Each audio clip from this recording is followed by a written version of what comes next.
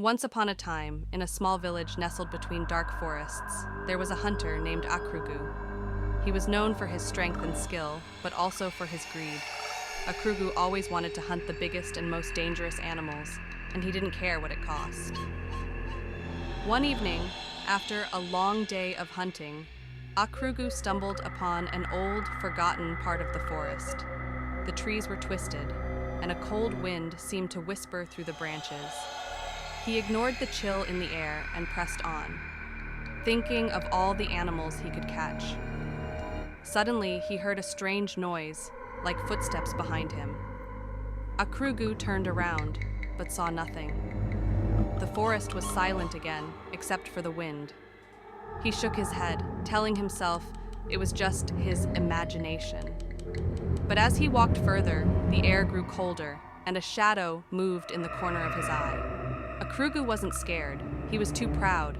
He walked faster, determined to find something worth hunting. But the deeper he went, the darker it became. Soon, the forest was so dark he could hardly see his hand in front of him. That's when he heard the whisper again, but this time it wasn't the wind. It was a voice, soft and low, almost like a song. Leave this place," it said. Akrugu froze. He looked around but saw no one. His heart started to race, but he didn't want to seem weak. "I'm not scared of ghosts," he muttered, taking another step forward. That's when the ground beneath him shook, and he heard loud, heavy footsteps. Something large was moving towards him, something that didn't belong in the forest. Akrugu turned and ran, but the footsteps followed, getting closer and closer. He could feel hot breath on the back of his neck, and panic filled his chest. He burst out of the forest and into the village, gasping for air. The villagers gathered around, staring at him in shock. "What happened to you, Akrugu?" they asked. He looked back at the dark trees. I heard something evil." The village elder stepped forward. "You shouldn't have gone there, Akrugu. That part of the forest is cursed. It's been abandoned for years. The spirits there do not take kindly to hunters."